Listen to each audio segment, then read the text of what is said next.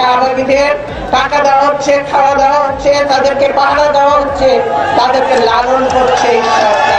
15 March 2013 সালে খালেদা জিয়া শাহবাগের বিরুদ্ধে আরেকটা মঞ্চ গড়ে তোলার কথা বলেছিলেন সেই মঞ্চ থেকে দুর্নীতি, লুটপাট, বিচার বহির্ভূত হত্যা সবকিছুর বিচার চাওয়া হবে।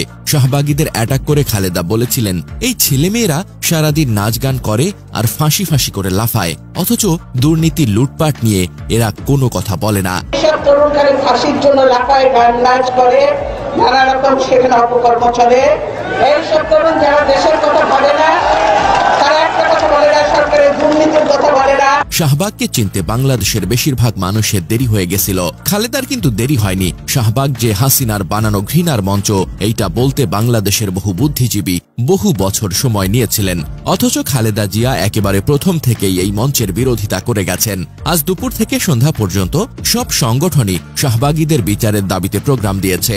এই প্রোগ্রামের প্রধান মুখ হিসেবে ব্যানার আর ফেস্টুনে খালেদা জিয়ার ছবি রাখতে পারেন। শাহবাগের কাউন্টার আপোষহীন নেত্রী খালেদা জিয়াও।